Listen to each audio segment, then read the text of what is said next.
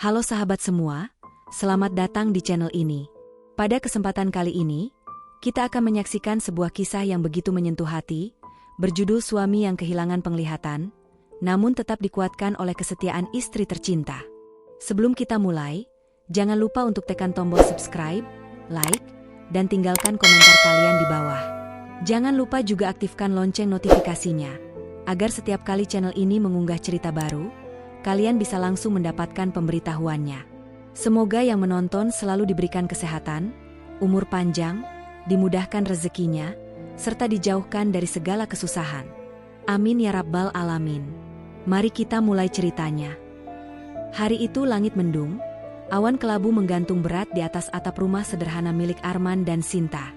Di luar jendela, suara hujan gerimis terdengar lirih, jatuh mengenai dedaunan mangga di halaman. Aroma tanah basah masuk lewat celah jendela yang tidak tertutup rapat, menciptakan suasana muram yang seakan menjadi pertanda perubahan besar dalam hidup mereka. Arman duduk di kursi kayu tua di ruang tamu. Tubuhnya yang dulu tegap kini tampak lunglai, bahunya merosot, wajahnya pucat tanpa cahaya semangat. Kedua matanya terbuka, tapi kosong. Sorot yang dulu tajam penuh wibawa sebagai seorang guru kini padam, digantikan dengan pandangan hampa yang menembus kehampaan. Ia menghela napas panjang, seolah setiap tarikan udara hanya menambah beban dalam dadanya. Di meja kecil di depannya masih tergeletak map putih dari rumah sakit, dengan tulisan tinta hitam, glaukoma stadium lanjut. Kata-kata itu terus menghantam kepalanya. Dunia yang dulu penuh huruf, warna, wajah-wajah muridnya, kini hanya tinggal bayangan samar yang sebentar lagi akan hilang selamanya. Arman menggerakkan tangannya, meraba map itu, lalu tiba-tiba menepisnya hingga jatuh ke lantai. Suara kertas berderak pelan, namun cukup untuk membuat Sinta yang sedang menyiapkan teh di dapur menoleh dengan wajah khawatir. Ia segera menghampiri, membawa nampan berisi 2 cangkir teh panas yang mengepulkan aroma melati. "Mas," suara Sinta lembut, hampir berbisik. Ia meletakkan cangkir itu di meja, lalu berlutut di depan suaminya. "Jangan begini, ya. Jangan terus menyalahkan diri sendiri. Dokter bilang masih ada cara untuk menyesuaikan diri. Kita bisa belajar bersama." Arman memejamkan matanya rapat-rapat. Rahangnya mengeras, bibirnya bergetar menahan emosi. "Untuk apa, Sinta? Untuk apa aku bertahan? Aku ini guru. Pekerjaanku membaca, menulis, mengajar, semua itu butuh mata. Kalau mataku gelap, apa gunanya aku hidup?" Suaranya pecah, seperti air hujan yang menimpa kaca jendela. Sinta meraih tangannya yang gemetar, menggenggam erat seolah tak mau melepaskannya. Air mata sudah menggenang di pelupuk matanya, tapi ia menahannya agar tidak jatuh. "Mas, dengar aku. Aku menikah denganmu bukan karena matamu, bukan karena pekerjaanmu. Aku menikah denganmu karena hatimu. Hatimu yang sabar, yang penuh cinta. Itu tidak hilang. Mas, itu masih ada di sini." Ia menepuk dada suaminya perlahan. Namun Arman menggeleng keras. "Kamu tidak mengerti. Aku tidak bisa jadi apa-apa lagi. Aku hanya akan jadi beban. Aku bahkan tidak bisa melihat wajahmu lagi, Sin. Aku tidak bisa melihat senyummu. Apa kau kuat hidup dengan orang buta sepertiku?" Kata-kata itu menusuk, bukan hanya untuk Sinta, tapi juga untuk dirinya sendiri. Sinta terdiam sesaat. Ia menarik napas dalam-dalam, menenangkan diri. Wajahnya yang biasanya cerah kini sendu, tapi ada keteguhan di matanya. Ia mendekat, menempelkan keningnya ke punggung tangan suaminya. "Aku kuat, Mas. Aku akan tetap di sini. Kalau dunia menutup matamu, biarkan aku yang jadi matamu. Selama aku masih ada, kau tidak akan sendirian." Hening menyelimuti ruang tamu itu. Hanya terdengar suara hujan yang kian deras di luar, bercampur dengan desau angin yang membuat daun jendela berderit. Arman tak menjawab. Dadanya naik turun cepat, wajahnya menegang, seolah ada perang besar dalam dirinya antara putus asa dan harapan. Sinta menatapnya dalam-dalam, menunggu jawaban yang tak kunjung datang. Arman hanya memalingkan wajah, membiarkan air mata jatuh tanpa suara. Hujan di luar semakin deras, seakan ikut menangis bersama mereka. Dalam hati Sinta, muncul satu pertanyaan yang menyesakan. Apakah suaminya benar-benar akan menyerah pada kegelapan ini, atau masih ada cahaya kecil yang bisa ia nyalakan kembali? Menggantung di udara. Malam itu bukan hanya hujan yang deras, tapi juga badai dalam hati Arman yang belum tahu kapan akan reda. Beberapa hari setelah kepulangannya dari rumah sakit, Arman semakin jarang keluar kamar. Tirai jendela dibiarkan menutup rapat, membuat ruangan itu gelap dan pengap. Bau lembab mulai terasa, bercampur dengan aroma obat tetes mata yang kini hanya jadi hiasan di meja. Kursi kayu di dekat ranjangnya berderit setiap kali ia duduk untuk berjam-jam, seakan kursi itu ikut menanggung berat tubuhnya yang dipenuhi rasa putus asa. Ia sering duduk termenung sambil menatap ke arah kosong. Kadang bibirnya bergerak, seperti ingin mengucapkan sesuatu, tapi hanya udara yang keluar. Setiap langkah kecil di luar kamar terdengar jelas di telinganya, tapi ia lebih sering memilih diam, seakan menutup diri dari seluruh dunia. Malam itu, Sinta masuk dengan membawa sepiring nasi hangat dan sayur sop. Aroma wangi kaldu ayam menyebar di udara. Ia mendekat, lalu duduk di samping ranjang. "Mas, makan dulu ya. Seharian kamu belum makan apa-apa," ucapnya lembut, mencoba tersenyum walau hatinya teriris. Arman tidak menjawab. Ia hanya menggeleng pelan. Tangannya terkulai di pangkuan, sementara wajahnya menunduk. Sinta menelan ludah, lalu dengan hati-hati menyodorkan sendok berisi sop ke bibir suaminya. "Sedikit saja, Mas. Biar ada tenaga." Arman menepis perlahan tangan istrinya. Gerakannya pelan, tapi cukup tegas. "Aku tidak lapar, Sin." Suaranya serak, nyaris berbisik. Sinta menggenggam tangan Arman, menahannya. "Kalau kamu terus begini, tubuhmu bisa jatuh sakit. Aku tidak ingin kehilanganmu, Mas." Air mata akhirnya lolos dari pelupuknya, jatuh membasahi punggung tangan Arman. Arman menarik napas panjang, lalu menghembuskannya dengan kasar. "Untuk apa aku hidup kalau begini, Sin? Aku ini cuma beban. Guru yang tidak bisa membaca, kepala rumah tangga yang tidak bisa bekerja, suami yang tidak bisa lagi melihat istrinya. Untuk apa?" Matanya yang kosong bergerak gelisah, seakan mencari jawaban di kegelapan yang mengurungnya. "Mas, jangan bicara begitu."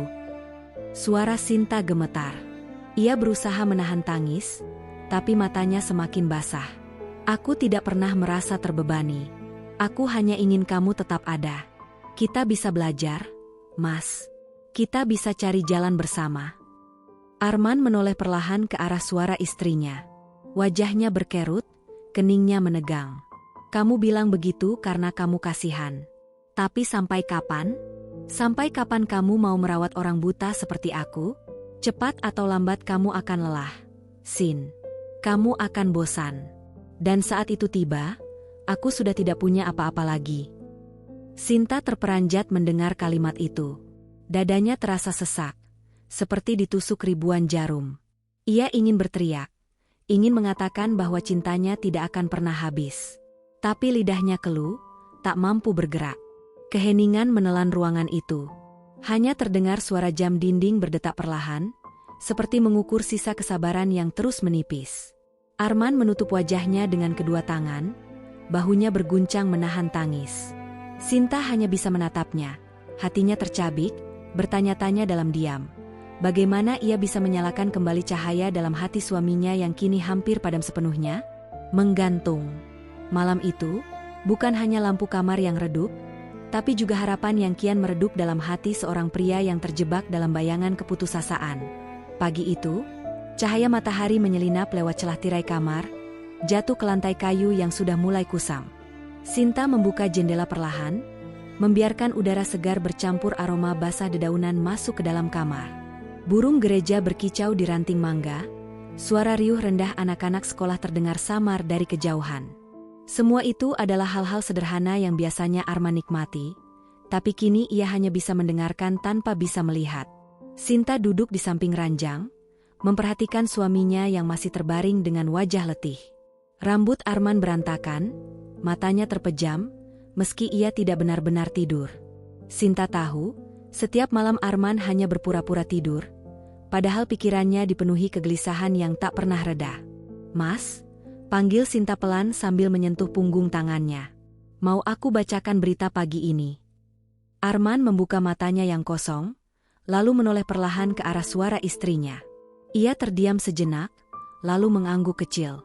Suaranya serak ketika menjawab, "Boleh, meski aku tidak yakin bisa menikmatinya seperti dulu." Sinta tersenyum tipis, menahan rasa haru yang menyeruak di dadanya. Ia meraih koran yang tadi diambil dari beranda rumah. Dengan suara tenang, ia mulai membacakan berita tentang keadaan kota, politik, hingga cerita ringan di rubrik budaya. Suaranya mengalun lembut, kadang naik, kadang turun, seperti guru yang membacakan kisah untuk murid-muridnya. Arman terdiam, menyimak dengan kepala sedikit menunduk. Jari-jarinya mengetuk pelan di atas spray, mengikuti irama suara istrinya. Ada secercah rasa familiar, seperti ia kembali ke ruang kelas, kembali ke hari-hari di mana ia masih bisa memandang wajah murid-muridnya yang mendengarkan penuh perhatian. Setelah beberapa saat, Arman menarik napas panjang. Suaranya enak. "Sin, rasanya seperti aku masih bisa melihat lewat kata-kata yang kau ucapkan." Sinta menatapnya dengan mata berkaca-kaca. Ia menggenggam tangan Arman lebih erat. "Mas, aku mau kau tahu sesuatu.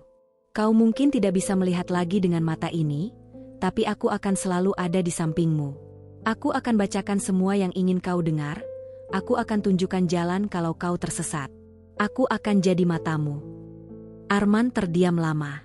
Wajahnya menegang, rahangnya bergerak seperti menahan sesuatu. Akhirnya ia berkata pelan, "Tapi, apa kau tidak capek, Sin? Setiap hari menuntun aku, membacakan untuk aku, merawat aku, itu berat." "Capek?" Sinta tersenyum pahit sambil menggeleng. "Aku capek kalau lihat kamu menyerah. Aku capek kalau kamu merasa sendirian. Tapi kalau harus jadi matamu, menuntunmu, aku tidak akan pernah capek. Karena selama aku masih bisa bernapas, aku ingin hidup kita tetap berjalan, Mas. Bersama-sama." Air mata menetes di pipi Arman. Ia buru-buru mengusapnya dengan punggung tangan, namun semakin dia hapus, semakin deras air itu jatuh. Sinta tidak berkata apa-apa lagi, ia hanya memeluk suaminya erat-erat, seolah ingin menyalurkan kekuatan yang tersisa dari dirinya ke dalam hati Arman. Di luar, suara hujan tiba-tiba turun lagi, menimpa atap rumah dengan ritme yang pelan tapi konsisten. Arman menutup matanya, membiarkan suara hujan dan pelukan istrinya mengisi ruang kosong dalam dirinya. Namun di sudut hatinya, sebuah pertanyaan masih menggantung. Apakah pelukan itu cukup untuk membawanya kembali dari kegelapan, atau hanya sementara sebelum ia tenggelam lebih dalam? Menggantung di udara. Arman mulai merasakan cahaya kecil dari suara istrinya, tapi ia belum tahu apakah ia sanggup mengikutinya keluar dari gelap yang menelan hidupnya. Malam turun perlahan. Lampu gantung di ruang tamu menyala redup, memancarkan cahaya kuning hangat yang memantul di dinding-dinding rumah kayu itu. Aroma kayu manis dari teh hangat yang diseduh Sinta memenuhi ruangan, berpadu dengan suara hujan gerimis yang masih setia menemani di luar. Di sudut ruangan, rak buku milik Arman berdiri kokoh, dipenuhi novel, kumpulan puisi, dan karya sastra klasik yang dulunya ia baca berulang-ulang untuk persiapan mengajar. Sinta menatap rak itu sejenak, lalu menarik napas dalam. Malam itu ia membawa sebuah buku tebal berjudul Bumi Manusia, karya Pramudia Anantatur, buku kesayangan Arman sejak dulu. Ia berjalan pelan ke arah kursi kayu tempat Arman duduk, lalu dengan lembut menyodorkan buku itu ke pangkuan suaminya. "Mas, malam ini aku bacakan yang ini, ya? Kamu dulu sering cerita ke murid-muridmu tentang tokoh Minke. Aku masih ingat cara matamu berbinar kalau mengisahkan perjuangannya." Arman meraba permukaan buku itu, jari-jarinya menyusuri sampul yang sudah mulai usang. Senyumnya tipis, nyaris tak terlihat. "Aku ingat, dulu aku bisa menghabiskan semalaman hanya untuk satu bab. Tapi sekarang, aku hanya bisa mengingat." Sinta membuka halaman pertama, lalu mulai membaca dengan suara yang jernih, kadang naik, kadang turun, penuh penghayatan seperti seorang pendongeng yang ingin membawa pendengarnya masuk ke dalam dunia cerita. "Namaku Minke. Seorang pribumi yang bersekolah di HBS, sekolah tinggi untuk orang-orang Belanda dan orang-orang yang setara dengan mereka." Arman bersandar di kursinya, matanya terpejam. Ia menyimak setiap kata, bibirnya bergerak pelan seakan ikut mengulang kalimat-kalimat itu dalam hati. Sesekali tangannya mengepal, lalu membuka lagi, seolah sedang berpegangan pada setiap kata yang meluncur dari bibir istrinya. Beberapa menit kemudian, ia berbisik, "Sin, kau tahu? Setiap kata yang kau bacakan, seolah aku bisa melihat kembali. Aku bisa membayangkan wajah-wajah tokoh itu, suasana sekolahnya, bahkan debu jalanan yang dilalui Minke. Padahal mataku tertutup, tapi aku bisa merasakannya." Sinta berhenti sejenak, menatap wajah suaminya yang basah oleh air mata. Hatinya perih sekaligus bahagia. "Itu artinya, kau masih bisa melihat, Mas. Bukan dengan mata ini, tapi dengan hatimu. Dan aku akan pastikan hatimu tidak pernah gelap." Arman membuka mulutnya, ingin menjawab, tapi suaranya tercekat. Ia hanya mampu berkata pelan, "Kalau begitu, jangan berhenti, Sin. Bacakan terus. Sampai aku lupa kalau aku buta." Sinta mengangguk, lalu melanjutkan bacaannya. Suaranya mengalun, memenuhi ruang tamu yang tenang. Kata-kata itu menari di udara, masuk ke telinga Arman, lalu menyalakan bayangan-bayangan indah di kepalanya. Namun di tengah ketenangan itu, sebuah ketakutan mulai menyelinap di benak Arman. Ia menikmati suara istrinya, ya, tapi ia juga sadar bahwa kebahagiaan itu rapuh. Dalam hatinya, ia bertanya-tanya, sampai kapan Sinta akan kuat? Sampai kapan suara itu akan setia menemaninya? Ataukah suatu hari suara itu akan pergi, meninggalkan dirinya sendirian dalam sunyi? Itu menggantung di malam yang hening. Arman tersenyum tipis, tapi jauh di dalam dirinya, kegelisahan baru mulai tumbuh. Malam itu hujan reda, hanya menyisakan rintik-rintik kecil yang menetes dari ujung genteng. Angin malam membawa aroma tanah basah bercampur dengan wangi bunga melati dari halaman depan. Di ruang tamu, lampu meja menyala redup, memberi cahaya temaram yang jatuh ke wajah Arman yang sedang duduk termenung di kursi rotan. Buku-buku berserakan di atas meja, beberapa terbuka, tapi tidak lagi bisa ia baca. Sinta duduk di lantai, bersandar pada kaki suaminya sambil menata kertas-kertas kosong dan sebuah pena. Sesekali ia menoleh ke arah Arman, menunggu kata-kata darinya. Wajahnya penuh kesabaran, meski matanya menyimpan lelah yang ia sembunyikan dengan senyum tipis. Arman menghela napas panjang, lalu berkata pelan, "Sin, tahu tidak, di kepalaku ini ada banyak cerita. Cerita tentang murid-muridku, tentang masa kecilku, tentang orang-orang yang aku temui di jalan. Semuanya seperti menumpuk, berdesakan, meminta keluar. Tapi, suaranya melemah, ia menundukkan kepala, aku tidak bisa lagi menuliskannya." Sinta menatapnya lekat-lekat. Ia menggeser duduknya lebih dekat, lalu menggenggam tangan Arman. "Kalau begitu, ceritakan padaku. Aku akan jadi tanganmu. Kau biarkan aku menulis semua yang ada di kepalamu." Arman tersentak, seakan tak percaya. Ia menggeleng pelan. "Tidak, Sin. Itu akan merepotkanmu. Aku bisa bicara berjam-jam, bisa berulang-ulang salah, bisa berantakan. Kau pasti lelah." Sinta tersenyum kecil, menepuk tangan suaminya. "Mas, kau lupa? Aku sudah terbiasa mendengarkanmu mengajar dengan semangat di kelas. Aku tahu bagaimana kau bercerita. Sekarang biarkan aku jadi muridmu yang paling setia. Katakan saja, aku akan menulis." Keheningan sebentar menyelimuti ruangan. Arman memejamkan matanya, seolah sedang mencari potongan cerita yang berserakan di pikirannya. Lalu perlahan ia mulai berbicara, suaranya pelan tapi jelas. "Aku ingin menulis tentang seorang anak laki-laki kampung yang berjuang keras demi sekolah. Dia miskin, tapi punya semangat. Aku ingin menceritakan betapa buku bisa menjadi jendela dunia untuknya." Sinta segera mengambil pena, tangannya bergerak cepat di atas kertas. Setiap kata yang keluar dari mulut Arman ia tulis dengan penuh perhatian, seakan takut ada satupun kata yang terlewat. Suaranya lirih sambil mengulang sesekali, "Anak laki-laki kampung, jendela dunia. Ya, Mas, aku menulisnya." Arman mulai larut. Tangannya bergerak di udara, seolah ia sedang menggambar adegan yang muncul di pikirannya. Suaranya naik turun penuh emosi, matanya kosong tapi wajahnya hidup, seperti sedang menghidupkan dunia yang hanya bisa ia lihat dalam imajinasi. Sesekali ia berhenti, menarik napas dalam, lalu melanjutkan lagi. "Sin, Aku ingin anak itu punya seorang guru. Guru yang selalu percaya padanya meski orang lain meremehkan. Guru itu mungkin cerminan aku sendiri. Bibirnya bergetar saat mengucapkannya, lalu ia terdiam, menunduk dalam. Sinta berhenti menulis, menatapnya penuh haru. Mas, suaranya bergetar, cerita ini bukan hanya tentang anak itu. Ini tentangmu juga. Tentang bagaimana kamu selalu percaya pada murid-muridmu. Arman tersenyum pahit, air mata jatuh di pipinya. Ia berbisik, hampir tak terdengar. Kalau begitu, tulis semua, Sin. Tulis semua sebelum aku benar-benar lupa bagaimana rasanya bermimpi. Suara hujan kembali terdengar di luar, seperti mengetuk atap rumah mereka dengan irama yang lambat.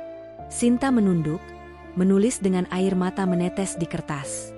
Ia tidak tahu apakah tulisan itu akan berakhir sebagai tumpukan cerita biasa, atau menjadi sesuatu yang mengubah hidup mereka. Di malam itu, mereka memulai sesuatu yang kecil, tapi Arman sendiri masih bertanya-tanya. Apakah cerpen-cerpen itu akan jadi penerang hidupnya, atau hanya sekadar cara untuk menunda kegelapan yang semakin dalam? Hari-hari berikutnya berubah menjadi rutinitas yang tak pernah mereka bayangkan sebelumnya. Setiap pagi, setelah menyiapkan sarapan sederhana, biasanya nasi hangat, tempe goreng, dan segelas teh manis, Sinta duduk di meja ruang tamu dengan kertas kosong dan laptop terbuka.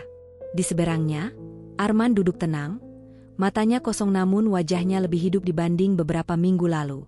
Ia mulai terbiasa menuangkan isi kepalanya dengan suara, sementara Sinta setia menyalinnya, huruf demi huruf, kalimat demi kalimat. Kadang Arman menutup matanya lebih rapat, mengerutkan dahi, lalu berkata pelan, "Tunggu, Sin, aku tadi membayangkan sebuah jalan tanah merah di desa. Anak itu berlari di atasnya dengan kaki telanjang. Tulis itu." Sinta menulis cepat, jari-jarinya menari di atas touch laptop, lalu mengulang dengan suara lirih agar Arman bisa membetulkan jika ada yang salah. Anak itu berlari di atas tanah merah, dengan kaki telanjang, membawa semangat yang lebih berat dari tubuh kecilnya. "Begitu, Mas?" Arman tersenyum samar, wajahnya sedikit mengendur. "Ya, begitu. Bagus sekali." Mereka sering larut hingga lupa waktu. Sesekali Arman berbicara terlalu cepat karena ide-ide itu berebut keluar, membuat Sinta harus menahannya. "Pelan-pelan, Mas, aku tidak secepat itu menulisnya." Arman terkekeh kecil, suara tawa yang sudah lama tak terdengar di rumah itu. "Oh iya, aku kira kepalaku ini seperti air yang tumpah. Kalau tidak cepat ditampung, habis begitu saja." Sinta ikut tertawa, tapi matanya berkaca-kaca. Tawa suaminya adalah musik yang ia rindukan, dan kini sedikit demi sedikit musik itu kembali. Suasana rumah mereka berubah. Dulu sunyi, penuh ketegangan, kini sering diwarnai suara Arman bercerita dan Sinta mengetik cepat. Bahkan burung-burung di luar jendela seakan ikut mendengarkan, kadang berhenti berkicau ketika Arman sedang mengisahkan bagian paling menyentuh. Namun tidak semua berjalan mulus. Ada kalanya Arman tiba-tiba berhenti di tengah cerita, wajahnya kembali muram. "Apa gunanya semua ini, Sin? Aku hanya bercerita. Aku tetap buta. Tidak ada yang akan membaca tulisanku." Sinta segera menutup laptop, lalu meraih tangannya. "Mas, jangan bilang begitu. Setiap kata yang kau ucapkan adalah nyawa. Kalau aku bisa mendengarnya dan merasakan hidup, orang lain juga bisa. Percayalah, tulisanmu bukan sekadar cerita. Itu bagian dari jiwamu." Arman menunduk, wajahnya berkeringat meski udara dingin. Ia menahan air mata, suaranya pecah ketika berkata, "Kalau benar begitu, jangan biarkan aku berhenti, Sin. Jangan biarkan aku tenggelam lagi." Sinta mengangguk sambil menahan tangis, menggenggam erat tangannya. "Aku janji, Mas. Aku akan selalu ada untuk mengingatkanmu." Malam itu mereka kembali melanjutkan tulisan. Denting jam dinding menandai waktu, suara hujan rintik mengisi jeda, dan di tengah keheningan, lahirlah kalimat demi kalimat yang tak hanya menghidupkan imajinasi, tapi juga perlahan menghidupkan kembali semangat seorang pria yang hampir tenggelam dalam kegelapan. Namun, jauh di dalam hatinya, Arman masih dihantui satu pertanyaan yang tak terucapkan. Apakah cahaya kecil ini cukup untuk menerangi jalan panjang di depan, atau akan padam saat badai berikutnya datang? Malam itu, Di balik senyum yang mulai kembali, ada kegelisahan yang belum terjawab. Suatu sore, ketika matahari condong ke barat dan cahaya jingga menembus jendela ruang tamu, Sinta duduk di samping Arman yang tengah menunggu giliran bercerita lagi. Udara hangat bercampur aroma kayu dari rumah tetangga yang sedang membakar sampah, membuat suasana rumah mereka terasa hidup. Laptop di meja masih menyimpan halaman setengah jadi, cerita yang Arman titipkan lewat suaranya. Tiba-tiba, suara ketukan pintu terdengar. 3 kali, pelan tapi tegas. Sinta sedikit terkejut, jarang ada tamu datang ke rumah mereka. Ia menoleh ke arah Arman, yang langsung tegak, wajahnya penasaran meski matanya tak bisa melihat. "Siapa ya, Sin?" tanya Arman lirih, ada nada gugup di suaranya. "Aku buka dulu, Mas." Sinta berdiri, langkahnya tergesa menuju pintu. Ketika dibuka, ternyata Pak Jaya, tetangga sebelah yang sudah lama mereka kenal. Lelaki itu membawa beberapa kertas di tangannya. "Assalamualaikum," sapa Pak Jaya sambil tersenyum hangat. "Waalaikumsalam, Pak. Mari masuk," jawab Sinta, meski masih heran.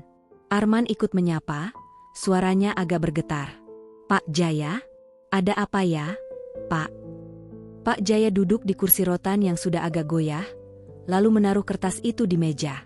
"Sinta, Arman, beberapa hari terakhir aku dengar kau sering bercerita, men. Suaramu kadang terdengar sampai keluar. Aku penasaran, ternyata Sinta menuliskannya.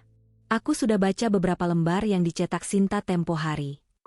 Arman langsung menoleh ke arah suara itu, wajahnya kaku. "Bapak, baca tulisanku?" "Iya," jawab Pak Jaya mantap. "Dan itu bagus sekali. Ada jiwa di dalamnya. Aku merasa seperti kembali ke masa kecil membaca cerita-cerita lama yang jujur. Kau harus melanjutkannya, men. Dunia perlu mendengarnya." Arman terdiam lama, kedua tangannya saling menggenggam di pangkuannya. Bibirnya bergetar, mencoba menahan sesuatu yang hendak pecah di dadanya. Aku pikir tak ada yang peduli. Tak ada yang akan membaca." Pak Jaya menggeleng sambil tersenyum. "Kau salah, men. Justru kata-kata itulah yang membuat orang merasa ditemani. Kau mungkin kehilangan penglihatanmu, tapi kau masih bisa membuka mata orang lain." Sinta duduk di samping suaminya, meraih tangannya dan menepuknya pelan. Ia berbisik lembut, "Lihat, Mas, Tuhan selalu kasih jalan. Kadang lewat orang yang tak kita sangka." Arman menarik napas panjang, wajahnya mulai basah oleh air mata yang tak bisa ia tahan lagi. Tangisnya pecah, tangis yang bukan hanya sedih, tapi juga kelegaan setelah lama menahan diri dalam gelap. Aku tidak sendiri, Sin." Sinta menunduk, air matanya ikut jatuh. "Tidak, Mas. Kau tidak pernah sendiri. Ada aku, ada orang-orang yang peduli, dan selalu ada Allah yang menjaga." Hening beberapa detik, hanya terdengar suara kipas angin tua yang berdecit. Lalu Pak Jaya melanjutkan, "Aku punya kenalan di komunitas literasi. Kalau kau mau, aku bisa perkenalkan tulisanmu ke mereka. Siapa tahu bisa diterbitkan." Ucapan itu membuat ruangan terasa berubah. Seakan cahaya sore yang tadi temaram tiba-tiba menjadi terang penuh harapan. Arman menegakkan tubuhnya, wajahnya masih berlinang air mata tapi senyum kecil muncul di bibirnya. Namun, di balik rasa syukur itu, ada ketakutan baru yang menyusup di hatinya. Apakah ia siap jika tulisannya benar-benar keluar ke dunia luar? Apa ia sanggup menghadapi penilaian orang? Pertanyaan itu membuat dada Arman berdebar kencang. Harapan baru memang muncul, tapi juga bayangan kegagalan yang bisa menghancurkannya sekali lagi. Beberapa minggu setelah semangat baru itu tumbuh, rumah kecil Arman dan Sinta kembali diuji oleh kehidupan. Hujan deras mengguyur tanpa henti selama berhari-hari, membuat atap rumah mereka yang sudah tua mulai bocor di beberapa sudut. Air menetes satu persatu ke lantai, menimbulkan suara ritmis yang menyayat kesabaran. Lantai yang dingin dan licin menambah kesan muram di dalam rumah. Sinta berusaha menampung air dengan ember dan baskom seadanya. Sementara itu, Arman duduk di kursinya, mendengarkan suara hujan bercampur dengan tetesan air dari langit-langit. Wajahnya terlihat tegang, tangan menggenggam erat sandaran kursi, seakan ingin menahan sesuatu yang lebih besar dari sekadar bocor rumah. "Sin, aku dengar atap makin parah. ya? Tanya Arman, suaranya lirih tapi jelas syarat dengan rasa bersalah. Sinta menoleh, keringat bercampur air hujan menetes di dahinya. Iya, Mas. Tapi tenang, masih bisa kita tahan. Besok aku coba minta tukang lihat. Arman menunduk, kedua tangannya gemetar di pangkuan. Aku merasa tidak berguna. Kau harus bekerja keras sendirian, memperbaiki ini itu, sementara aku hanya bisa duduk. Sinta mendekat, meletakkan ember, lalu duduk di samping suaminya. Ia memegang tangannya erat. Jangan bicara begitu, Mas. Kau pikir aku butuh lelaki yang bisa memperbaiki atap? Tidak. Yang aku butuh hanya hati yang selalu ada untukku. Dan itu kau punya. Arman menoleh ke arah suara istrinya, wajahnya penuh keraguan. Tapi kau capek, Sin. Aku tahu. Aku dengar tarikan napasmu setiap malam. Aku tahu kau menangis pelan ketika kau kira aku sudah tidur. Sinta terdiam. Bibirnya bergetar, air matanya jatuh begitu saja. Ia mencoba menahan, tapi akhirnya ia menunduk sambil terisak. Iya, Mas, aku lelah. Aku manusia. Tapi bukan berarti aku menyesal. Aku pilih jalan ini, mendampingimu, karena aku yakin Tuhan kasihku padamu bukan kebetulan. Arman mengusap wajah istrinya dengan tangan yang gemetar, seakan ingin merekam setiap butir air mata yang jatuh. Maafkan aku, Sin. Aku hanya takut suatu hari kau menyerah. Sinta menggeleng cepat, menatap wajah suaminya yang kosong namun penuh luka. Aku tidak akan menyerah, Mas. Yang penting, jangan kau menyerah pada dirimu sendiri. Selama kau masih mau menulis, masih mau berjuang, aku akan terus di sini. Hening melingkupi mereka, hanya suara hujan dan tetesan dari atap yang terdengar.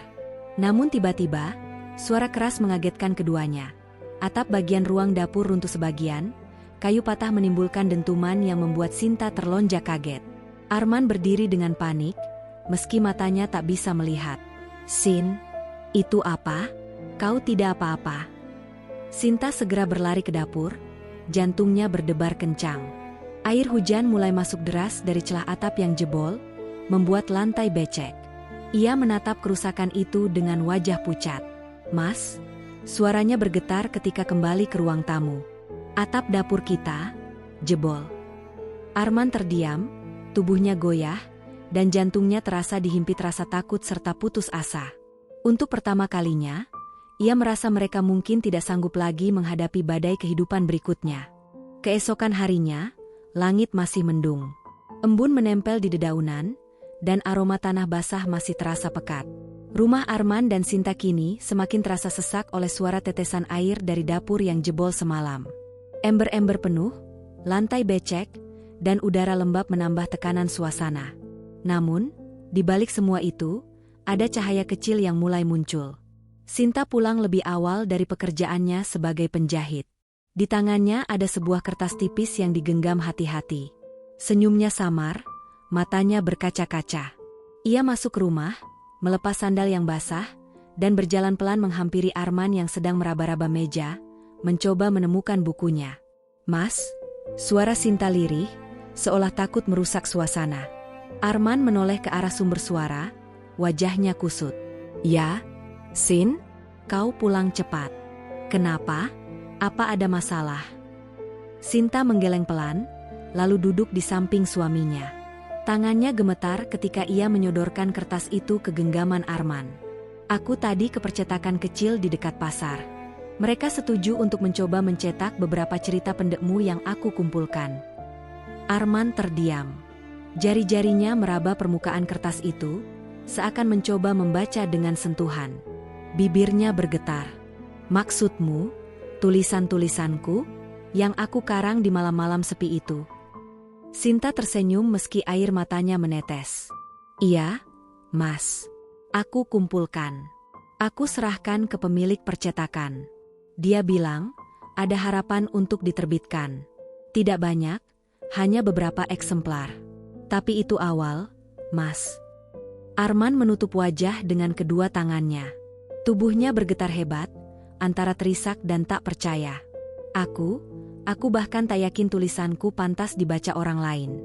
Aku menulis hanya untuk melupakan sakitku, Sin. Aku menulis karena aku buta, karena aku ingin tetap merasa hidup.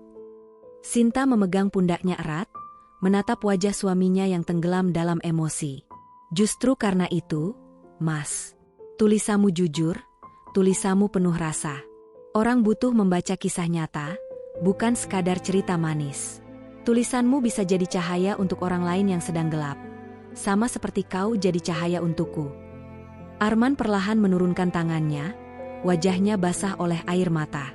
Ia mencoba tersenyum, tapi suaranya pecah. Aku takut berharap, Sin. Kalau ternyata tak ada yang peduli, aku akan semakin hancur. Sinta menatapnya tajam, penuh keyakinan. Kalau semua orang menolak, aku tetap orang pertama yang akan membaca dan mencintai tulisanmu. Itu cukup, Mas. Karena bagiku, setiap huruf yang kau tulis adalah denyut jantungmu. Dan aku ingin dunia tahu bahwa hatimu tetap hidup meski matamu tertutup. Suasana hening. Hanya suara hujan rintik-rintik di luar jendela. Arman menggenggam tangan Sinta erat, seolah takut kehilangannya.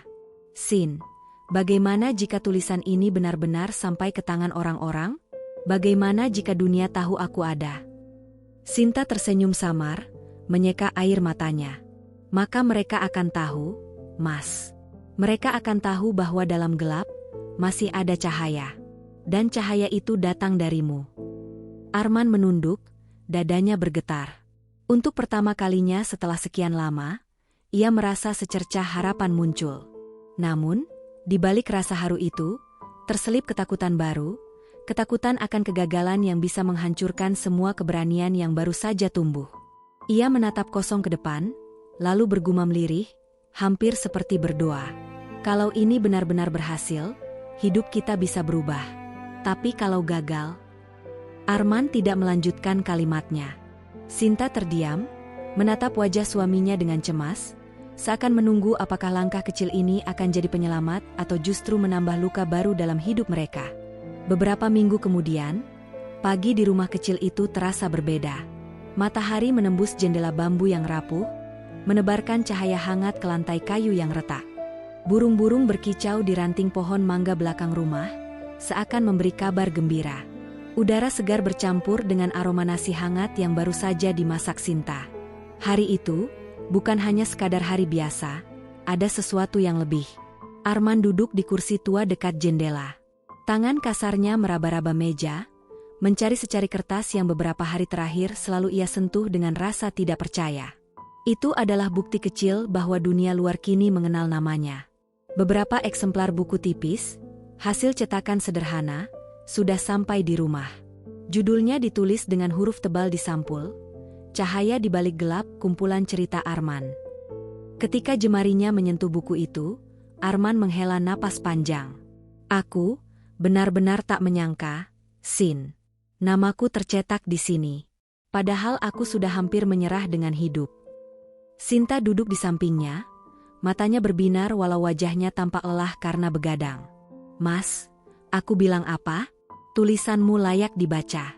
Dan lihat, ada beberapa pembaca yang mengirim pesan lewat percetakan. Mereka bilang kisahmu membuat mereka menangis, membuat mereka merasa tidak sendiri. Arman terdiam, air matanya jatuh tanpa bisa ditahan. Suaranya bergetar. Aku buta, tapi ternyata aku masih bisa memberi cahaya untuk orang lain. Aku kira hidupku sudah selesai, Sin. Ternyata, aku salah.